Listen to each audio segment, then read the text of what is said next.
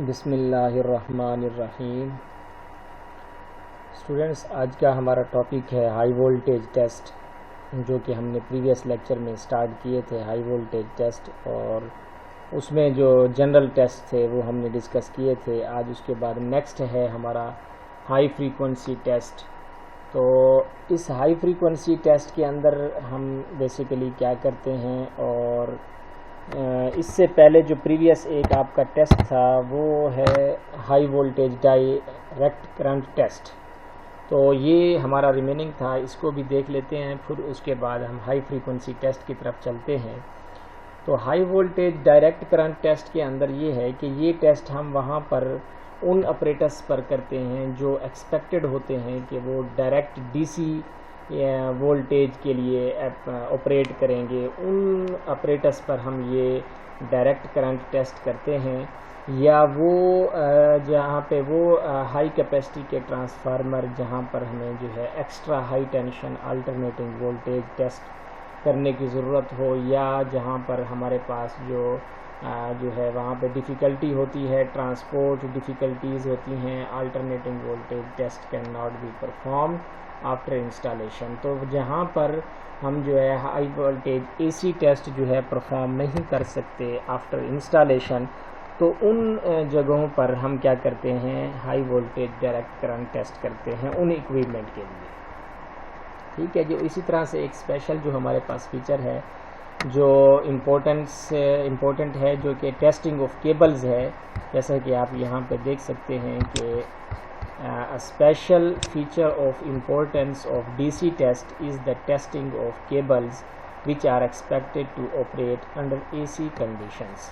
तो जो कि हमारे पास टेस्टिंग ऑफ केबल्स है, इसके लिए हम जो है टेस्ट करते हैं, DC टेस्ट करते हैं, जो कि हम एक्सपेक्ट कर रहे होते हैं कि ये AC कंडीशंस पर ऑपरेट करेगी। इसकी रीज़न ये है कि if the tests are done on AC, अगर हम जो है एसी पे कंडीशन पे ये टेस्ट करें हाई वोल्टेज इंसुलेशन, ये जो केबल्स हैं इनका, तो इसके नतीजा क्या होगा कि high charging current would be drawn and the transformer used would have a current rating. तो इससे क्या होगा कि चार्जिंग करंट आपका ड्रॉन होगा, ट्रांसफार्मर जो आपको यूज़ करना पड़ेगा वो हाई करंट रेटिंग का यूज़ करना पड़ेगा। तो इसलिए it is thus normal to subject the cable. इसलिए हम क्या करते हैं कि जो केबल्स हैं उनको जैसे ही उनको लाई करते हैं, but before energising it to carry out high voltage test under DC condition, तो हम क्या कर लेते हैं, उसका डीसी कंडीशंस के ऊपर हाई वोल्टेज टेस्ट कर लेते हैं बिफोर इनर्जाइजिंग, जैसे उसको हम बिछाते हैं। The test would be about 2 and the voltage is maintained from 15 minutes to 1.5 hours। तो 1.5 घंटे तक, 15 मिनट से 1.5 घंटे तक हम उसको मेंटेन करते हैं, और ये वर्किंग वोल्टेज का 2 टाइम हम जो है वोल्टेज अप्लाई करते हैं। तो इस तरह से इसकी हम ये टेस्टिंग करते हैं। तो ये जो डीसी टेस्ट है, this DC test not complete equivalent to the corresponding AC conditions. अब हालांकि हम वो केबल जो हैं वो आपकी चलनी है एसी कंडीशंस के ऊपर, जो आप टेस्ट उस पर अप्लाई कर रहे हैं वो डीसी कंडीशन के ऊपर कर रहे हैं।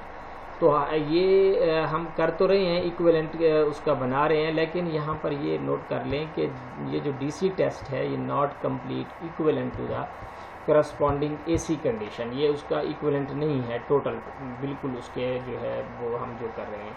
तो it is the leakage resistance which would determine the voltage distribution।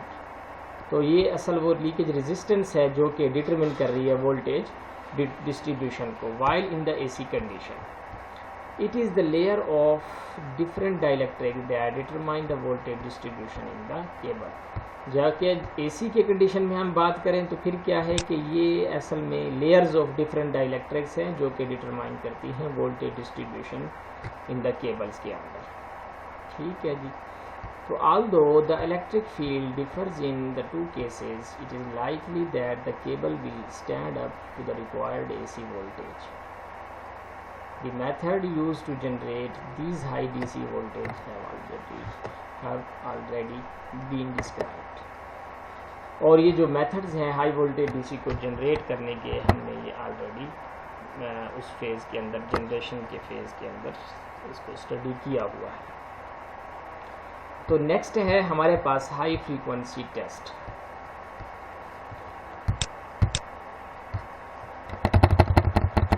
अब इस हाई फ्रीक्वेंसी टेस्ट के अंदर कि हम ये जो फ्रीक्वेंसीज़ है ये हम सेवरल किलो हर्ट्ज़ से लेते हैं।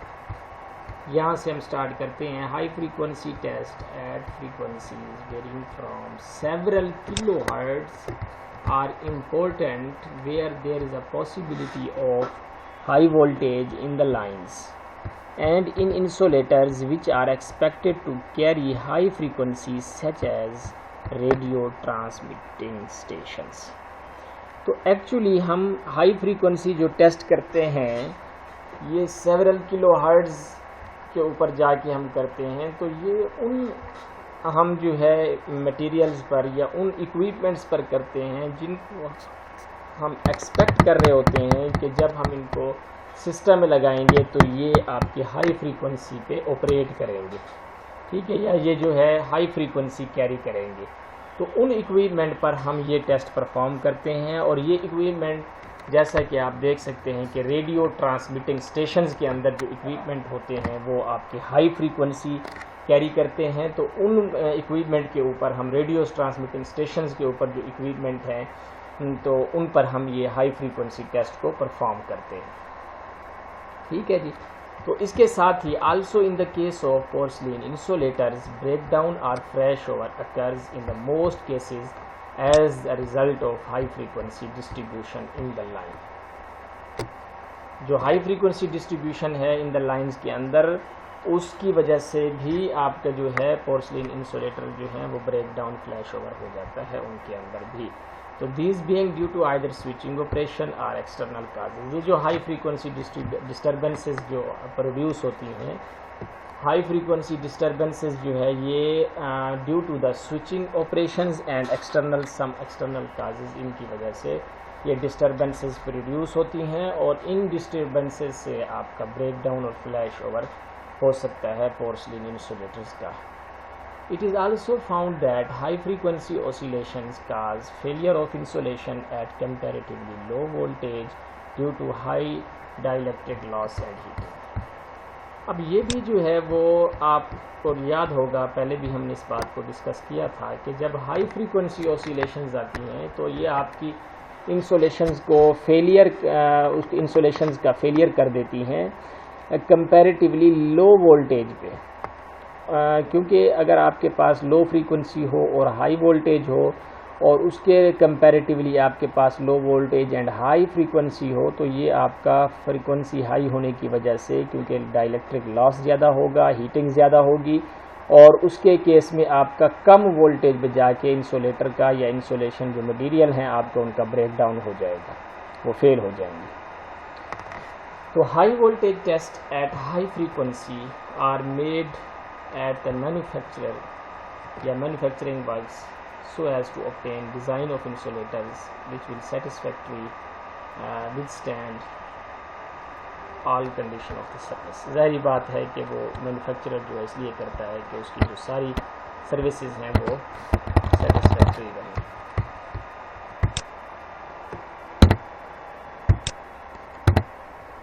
तो अब उसके बाद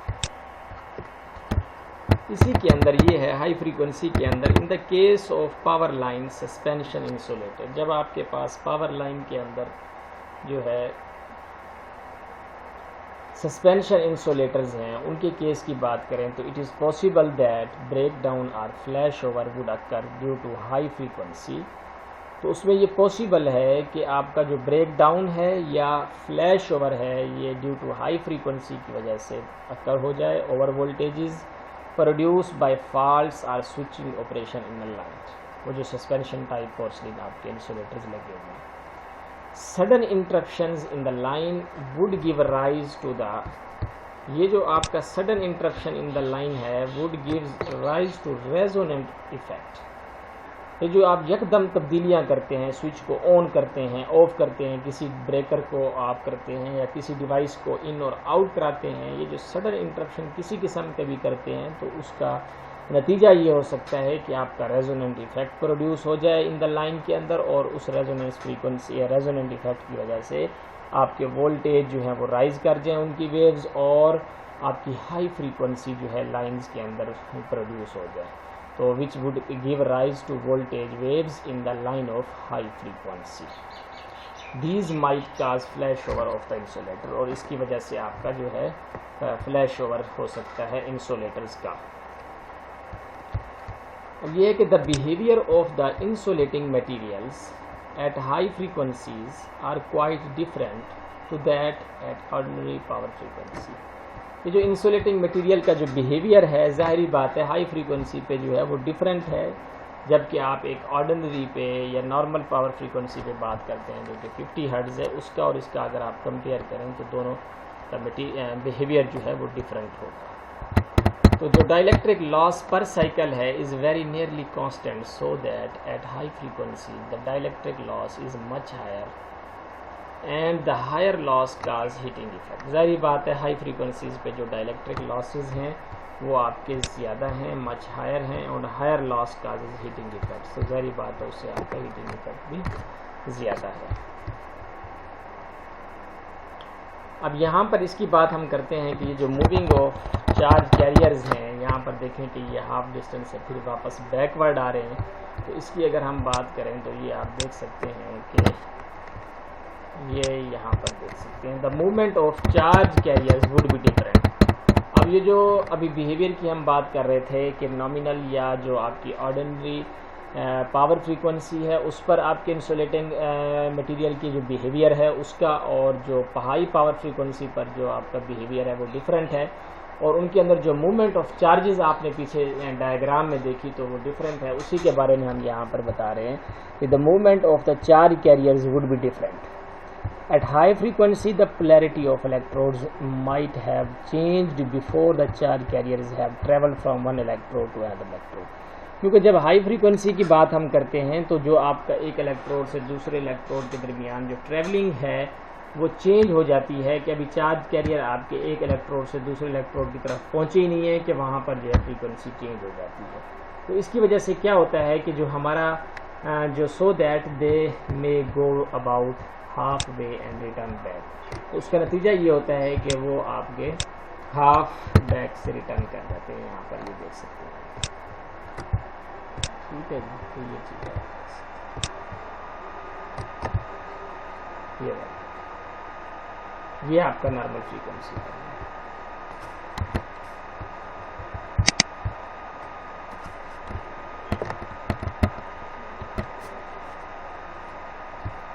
तो there are the two kinds of high frequency test carried out. दो हमारे पास जो है वो किस्में हैं हाई फ्रीक्वेंसी टेस्ट को कैरी करने की, जिसमें पहली है test with operators which produce undamped high frequency oscillation. ऐसे ऑपरेटर्स टेस्ट, ऐसे जो है टेस्ट जो कि आपके प्रोड्यूस करते हों undamped high frequency oscillations. Undamped oscillations do not occur in the power system but are useful for insulation testing purpose, specially for insulation to be in radio. हाँ, हम जानते हैं कि हमें पता है कि हमारे जो पावर सिस्टम के अंदर अनडैम्प्ड ऑसिलेशन नहीं होती, तो फिर हम काहे को ये टेस्ट परफॉर्म करते हैं। तो इसकी रीज़न ये है कि हम जो है ये टेस्ट हमें वहाँ पर यूज़फुल है इंसुलेटिंग टेस्ट पर्पज़ के लिए, specially for the insulation to be radio work. जो रेडियो वर्क है वहाँ पर जो इंसुलेशन पर्पज़ के लिए आप करते हैं वहाँ पर ये आपको ये ज़रूरी है अनडैम्प्ड ऑसिलेशन वाला। इसके बाद जो दूसरा है test with operators producing damped high frequency oscillation, ये यहाँ पर ये दूसरा है, ये फर्स्ट हो गई टाइप हमारी। तो अब इसमें क्या है कि when the falls to the earth or sudden switching off transmission lines occur, जब आपका कोई फॉल्ट आता है अर्थ के साथ, single line to ground fault, कोई भी फॉल्ट आता है या सडन स्विचिंग होती है ट्रांसमिशन लाइन के ऊपर, तो हाई फ्रीक्वेंसी ट्रांजिएंट्स अकर होते हैं और whose frequency depends upon the capacitance and inductance of the line. और उनकी जो फ्रीक्वेंसी होती है ट्रांजिएंट्स की वो डिपेंड करती है कि कैपेसिटेंस और इंडक्टेंस लाइन की कितनी है, और will 50 kilo hertz to about 200 kilo hertz तक जा सकती है।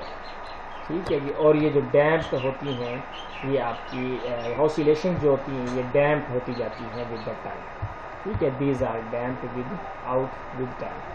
टाइम के साथ साथ ये इसका इनका जो एम्पलीट्यूड है वो कम होता जाता है। तो ये था हमारा हाई फ्रीक्वेंसी टेस्ट। और अब उसके बाद जो 4th नंबर टेस्ट है हमारा सर्ज और इम्पल्स टेस्ट। तो सर्ज और इम्पल्स टेस्ट के अंदर भी ये हमने पीछे इम्पल्स को जनरेट किया था सर्ज को फॉर द टेस्ट पर्पज, तो अब उसी को देख रहे हैं कि हम उसको टेस्टिंग के लिए अप्लाई करते हैं। तो इनके टेस्ट को हम वहाँ पर कैरी करते हैं जहाँ पर हमने ये इन्वेस्टिगेट करना हो the influence of surge in transmission line. हमने ये देखना हो कि हमारी ट्रांसमिशन लाइन पर उसका कितना जो है वो असर पड़ता है, break down of insulators and the end turns of the transformer connections to the line, और वो इंसुलेटर्स के ब्रेक डाउन। और तीसरी चीज़ जो है उसके साथ साथ है वो है end turns of the transformer connection to the line. वो जो कनेक्शन लाइन के साथ उसके एंड टर्न्स हैं ट्रांसफार्मर के, उनको हम जो है वो उनके ऊपर जो इन्फ्लुएंस है ऑफ सर्जिज का वो इन्वेस्टिगेट करते हैं इन टेस्ट से, सर्ज टेस्ट से। इसमें हम करते क्या है कि in impulse testing to represent surges generating due to lightning. ठीक है, वो जो सर्जिज हैं वो हम जनरेट करते हैं और जो ड्यू टू लाइटनिंग होती हैं। The IEC standard impulse wave 1.2/50 microsecond wave is general. हम जो IEC स्टैंडर्ड है हमारा इंटरनेशनल इलेक्ट्रोटेक्निकल कमीशन जो है, उसके स्टैंडर्ड के अकॉर्डिंग जो हम इम्पल्स वेव देते हैं, जो हम यूज़ करते हैं इस टेस्ट के लिए, वो है हमारी 1.2/50 माइक्रोसेकंड। यानी उसकी जो एम्पलीट्यूड एज वेल एज उसका जो टाइम है वो हमने इस हिसाब से उस वेव का सेट करना है IEC के स्टैंडर्ड के मुताबिक। अब उसके साथ हम क्या करते हैं, by the use of spark gap conditions occurring on the flash over to the line are simulated. फिर उसके बाद क्या होता है, the total duration of a single lightning strike is about 100 microsecond. Total आपका ड्यूरेशन है सिंगल लाइटनिंग स्ट्राइक का, वो आपने कितना देना है 100 माइक्रोसेकंड के लिए। Although the total duration of the lightning stroke may be few seconds. हालांकि हम जानते हैं कि उसका जो स्ट्राइकिंग लाइटनिंग का जो स्ट्रोक है वो आपका फ्यू सेकंड्स का होता है। Over voltages of much higher duration also arises due to the line faults. क्योंकि ओवर वोल्टेज आपका हाई ड्यूरेशन का जो है वो पैदा हो सकता है due to the switching operation, due to the faults. तो इसलिए हम क्या करते हैं, for which impulse wave such as 100/5000 microsecond duration में भी यूज्ड। फिर हम क्या कर सकते हैं कि यहाँ पर 1.2/50 माइक्रोसेकंड से फिर हमने यहाँ पर बात की कि जो इम्पल्स वेव्स हैं वो 100/5000 माइक्रोसेकंड ड्यूरेशन के लिए भी हम यूज़ कर सकते हैं।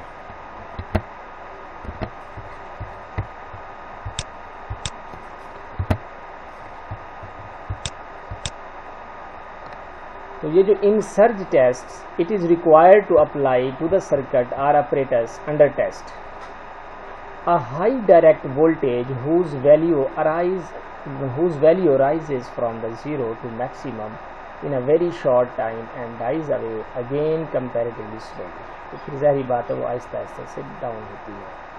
Methods of generating such voltage have already been discussed earlier, while impulse and high frequency tests are carried out by manufacturer।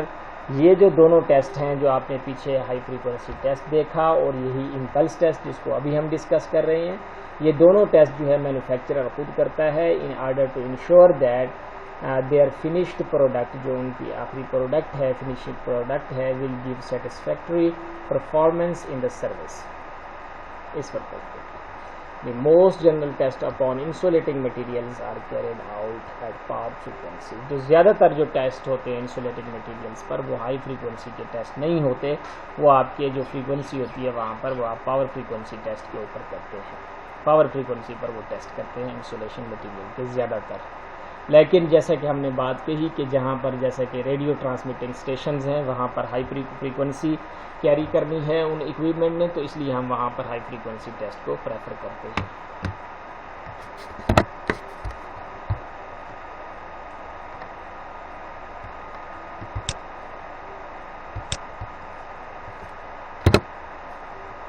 तो अब उसके साथ है हमारा नेक्स्ट है इसके अंदर फ्लैश ओवर टेस्ट। अब फ्लैश ओवर टेस्ट के अंदर जो हमारे पास पोर्सलिन इंसुलेटर्स हैं पावर सिस्टम के अंदर, हम उनको इस तरह से डिज़ाइन करते हैं so that spark over occurs at lower voltage than puncture, कि जो स्पार्क ओवर है वो पहले अकर हो जाए कि पंक्चर होने से।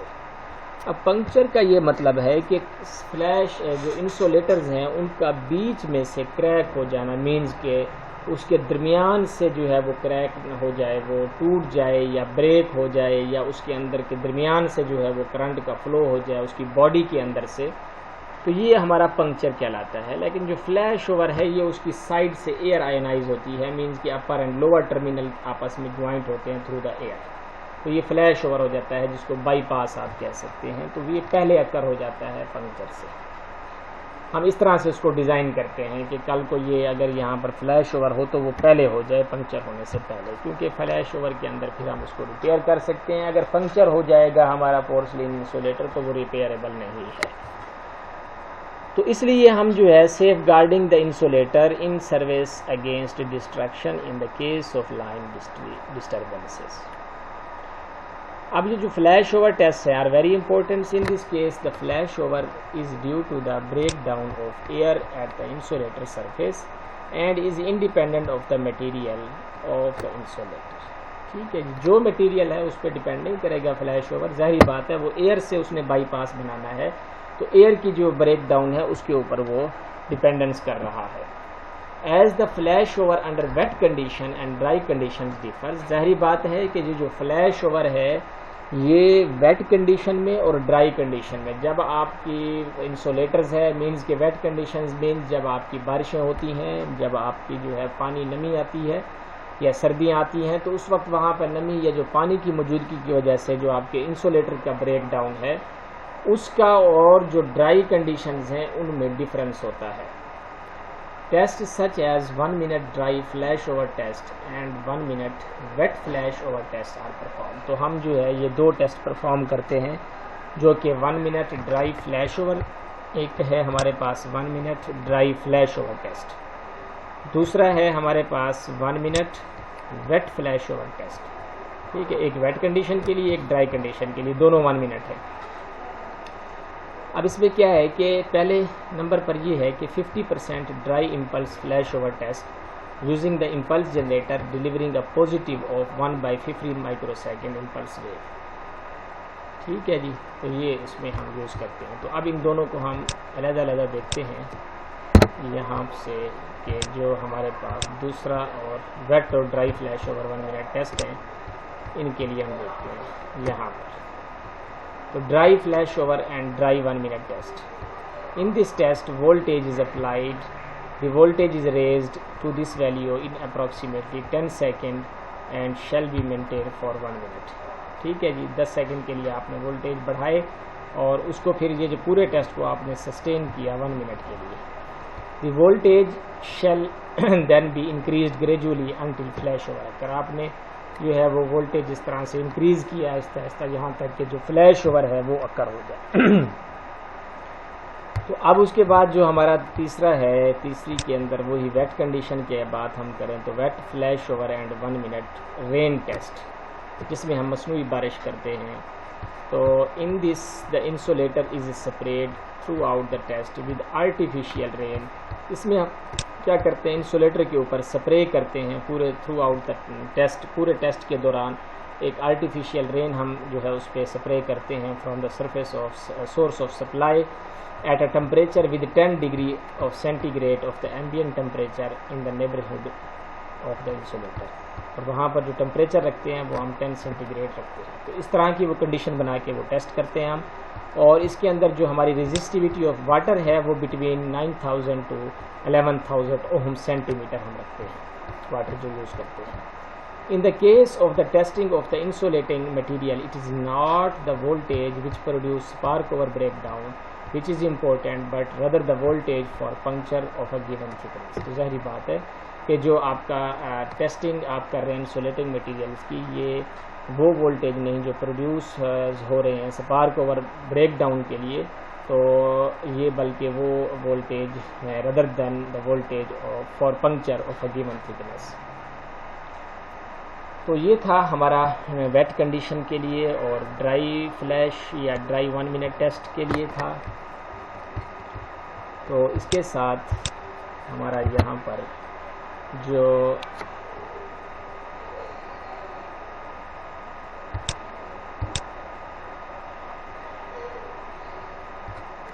अब इसके अंदर कुछ हमारी फ़िज़िकल प्रॉपर्टीज़ हैं जिनको हम देखते हैं कि कौन कौन सी ऐसी प्रॉपर्टीज़ हैं फ़िज़िकल जिनके ऊपर हमारे बहुत सारे फैक्टर्स हैं उसके अंदर जिनके ऊपर ये डिपेंडेंट करती है डाइलेक्ट्रिक स्ट्रेंथ मटेरियल की, और उनके अंदर केमिकल भी हैं, फ़िज़िकल प्रॉपर्टीज़ भी हैं मटेरियल की इटसेल्फ जिनके ऊपर ये डिपेंड करता है डाइलेक्ट्रिक आपका जो ब्रेकडाउन है।